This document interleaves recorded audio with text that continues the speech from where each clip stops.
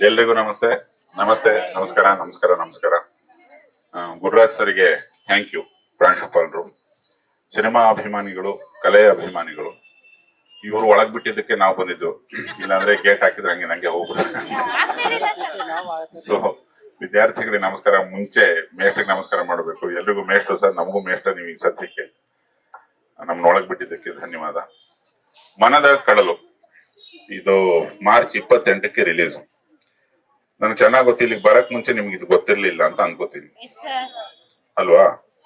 ಇವನು ಬಾರಿ ಗೊತ್ತಿದ್ದವ್ರಂಗೆ ನಿಮ್ಗೆ ಪ್ರಾಕ್ಟೀಸ್ ಮಾಡಿಸ್ತಾ ಮನದ ಕಡಲು ಮನದ ಕಡಲು. ಅವ್ರ ನಿದ್ದೆಲೂ ಇದೆ ಹೇಳ್ತಾರೆ, ಏನು ಮನದ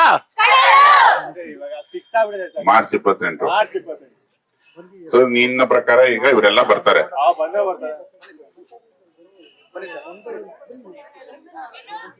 ಬನ್ನಿ ಬನ್ನಿ ಸರ್, ಗುರುರಾಜ್ ಸರ್ ಬನ್ನಿ.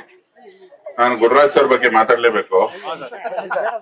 ಚೇಂಬರ್ ಅಲ್ಲಿ ಅರ್ಧ ಕಾಫಿ ಕೊಟ್ಟು ನೀವ್ ಏನೇ ಹೇಳಿ ಮುಂಗಾರು ಮಳೆ ಅಂದ್ರು. ನಾನು ಹೇಳ್ತಾನೆ ಇದ್ದೀನಿ ಸರ್, ಇವಾಗ ಒಂದು ಸಿನಿಮಾ ಮಾಡ್ಕೊಂಡಿದೀವಿ ಮನದ ಕಡಲು, ಸೇಮ್ ಬ್ಯಾನರು, ಸೇಮ್ ಪ್ರೊಡ್ಯೂಸರು. ಆಯ್ತು ಮುಂಗಾರು ಮಳೆ ಅಂದ್ರು. ಮತ್ತೆ ಬಂದೆ ಸರ್, ಕೃಷ್ಣಪ್ಪ ಅಂತ ಪ್ರೊಡ್ಯೂಸರು, ಅದೇ ನಾನೇ ಡೈರೆಕ್ಟರ್ ಸರ್ ಈ ಸಿನಿಮಾಗೆ.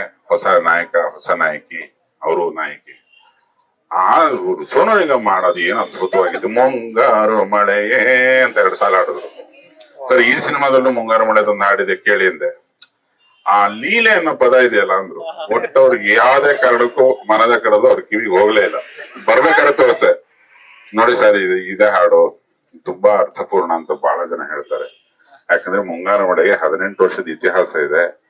ಅವರದ್ದು ಒಂದು ಫೋರ್ಸ್ ಅಲ್ಲಿ ನೋಡಿದ್ರಂತೆ, ಥಿಯೇಟರ್ಗೆ ಹೋದ್ರಂತೆ, ಟಿಕೆಟ್ ಸಿಗದೆ ಕಾದಿದ್ರಂತೆ. ನಾನು ಹೇಳ್ದೆ ಈ ಸಿನಿಮಾಗೂ ಹಂಗೆ ಆಗ್ಬೇಕು ಸರ್ ನಿಮ್ಗೆ ಅಂತ. ಆದ್ರೆ ಇದು ಮೈಲ್ಸ್ಟೋನ್ ಹಾಗೆ ಆಗುತ್ತೆ ನೀವುಗಳೆಲ್ಲ ಬಂದ್ರೆ. ಬಟ್ ನಾನು ತುಂಬಾ ಸತ್ಯ ಹೇಳಬೇಕು ಈ ಪ್ರವಾಸದಲ್ಲಿ ಅಂತ ಅನ್ಕೊಂಡ್ಬಿಟ್ಟಿದೀನಿ. ನಿಮ್ಮ ಪ್ರತಿಯೊಬ್ರು ಕಣ್ಣು ನೋಡಿ ಹೇಳ್ತೀನಿ, ನೀವು ಯಾರು ಬರೋದಿಲ್ಲ ಸುಮ್ಮನೆ. ಅಲ್ಲ ನಗಬೇಡಿ, ಸತ್ಯ ಹೇಳ್ತಿದ್ದೀನಿ. ನಿಮ್ಮನ್ನ ಕರೆಯೋ ಅಧಿಕಾರ ಕೂಡ ನಮಗಿಲ್ಲ. ಪರೀಕ್ಷೆಗಳಿದಾವೆ, ಪರೀಕ್ಷೆ ಮುಗಿತಿದ್ದಂಗೆ CET ಬರಿ ಅಂತಾನೆ ಅಪ್ಪ ಅಮ್ಮ. ಮಾರ್ಕ್ಸ್ ಕಮ್ಮಿ ಬಂದ್ರೆ ಅದಕ್ಕೊಂದು 15 ದಿವಸ ಹೋಗಿಸ್ಕೋಬೇಕು. ಮುಂದೆ ಹೆಂಗೆ ನಿಮ್ ಭವಿಷ್ಯ, ಯಾಕನ ಹೆತ್ವ ನಿಮ್ಮನ್ನ ಅಂತಾರೆ. ತೆಗೆದು ಪುಸ್ತಕ ತೆಗಿತೀರಾ. ಯಾವ ಸಿನಿಮಾ ನಿಮ್ಮ ಪ್ರಯಾರಿಟಿ ಲಿಸ್ಟ್ ಅಲ್ಲಿ ಬರುತ್ತೆ? ಸಾಧ್ಯವೇ ಇಲ್ಲ. OTT ನೋಡ್ತಾರೆ ಅಂತ ನೀನ್ ಹೇಳ್ದೆ ದೊಡ್ಡದಾಗಿ. OTT ನೋಡಕ್ ಪುರ್ಸೋತಿಲ್ಲ ಅವರಿಗೆ. ಸೊ ನಾನು ಖಂಡಿತವಾಗಿ ಹೇಳ್ತೀನಿ, ನೀವ್ ಯಾರು ಬರಲ್ಲ, ಅದ್ ನಾವು ಫಿಕ್ಸ್ ಆಗ್ಬಿಟ್ಟಿದೀವಿ. ಈ ಕಳೆದೊಂದು ಈ ಎಕ್ಸಾಮ್ ಹೀಟ್ ಬಿಟ್ಟು ಒಂದ್ 2-3 ತಿಂಗಳ ಹಿಂದೆ ಯಾವ ಸಿನಿಮಾ ನೋಡಿದ್ರ ಥಿಯೇಟರ್ಗೆ ಹೋಗಿ? ನೋಡಿದ್ರಾ?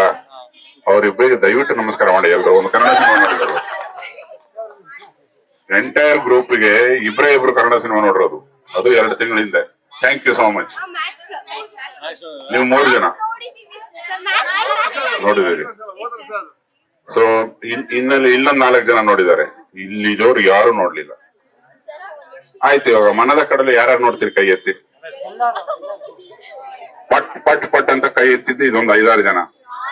ಯಾವ್ದಕ್ಕೂ ಇರ್ಲಿ ಅಂತ ಎತ್ತಾರೆ. ಯಾಕೆ ಬೇಕು ಬೈದಿಗಿದಾನ ಅಂತ ಎತ್ತಿದ್ರಿ. ನಾನು ನಿಮ್ಮ ವಯಸ್ಸನ್ನ ನಿಮಗಿಂತ ಹಾರಿಬಲ್ಲ ಕಳೆದವ್ ನಾನು. ನನಗೆ ಗೊತ್ತು ಈ ವಯಸ್ಸಿನ ಮನಸ್ಥಿತಿ. ನನ್ನ ಒಂದೇ ಒಂದು ರಿಕ್ವೆಸ್ಟ್ ಅನ್ನ ಪೂರೈಸಬೇಕಾಗಿ ತಮ್ಮೆಲ್ಲರಲ್ಲೂ ನಾನು ಕೇಳ್ಕೊಳ್ಳೋದೇನಂದ್ರೆ, ನಿಮ್ಮ ತಂದೆ ತಾಯಿಗಳನ್ನ ಈ ಸಿನಿಮಾ ಕಳಿಸಿ. ನೀವು ಬರ್ಬೇಡಿ. ನಾವು ಎಷ್ಟೇ ಕೂಗಿದ್ರು ಬರಲ್ಲ, ನನ್ನ ಗ್ಯಾರಂಟಿ ಇದೆ ಅದು. ಯಾಕಂದ್ರೆ ನೀವು ಆಕ್ಯುಪೈಡ್ ವಿದ್ಯಾರ್ಥಿ ದೆಸೆಲಿದ್ದೀರಿ. ಓದಬೇಕು, ಬರಿಬೇಕು, ಭವಿಷ್ಯ ಕಟ್ಕೋಬೇಕು. ನಿಮ್ಮನ್ನ ಸಿನಿಮಾ ಕರೆದ್ರೆ ನಾನು ಹೋದ್ಮೇಲೆ ಪ್ರಿನ್ಸಿಪಲ್ ನನಗೆ ಬೈತಾನೆ, ಏನ್ ಗುರು ಇಲ್ಲಿ ಬಂದ್ಬಿಟ್ಟು ಸಿನಿಮಾ ಪ್ರಮೋಷನ್ ಮಾಡ್ತಾನೆ ಅವನು. ಅದು ನನ್ನ ಸಾಮಾಜಿಕ ಜವಾಬ್ದಾರಿ ಅಲ್ಲ. ಅದು ಸಾಮಾಜಿಕ ಜವಾಬ್ದಾರಿ ಅಂತ ಅನ್ನಿಸ್ಕೊಳ್ಳಲ್ಲ ಅದು. ಸೊ ನೀವು ಬರಲ್ಲ, ನನ್ಗದ್ ಖಂಡಿತವಾಗುತ್ತೆ. ನಿಮ್ ತಂದೆ ತಾಯಿ, ನಿಮ್ಮ ಅಣ್ಣ ಅತ್ತಿಗೆನ ಕಳಿಸಿ ಅಂತ ಯಾಕೆ ಹೇಳ್ತಿದ್ದೀನಿ ಅಂದ್ರೆ, ನಿಮ್ಮ ತಿಕ್ಳುಗಳು ಹೆಂಗಿದಾವೆ ಈ ಏಜ್ ಅಲ್ಲಿ ಅನ್ನೋದು ಈ ಸಿನಿಮಾದಲ್ಲಿದೆ.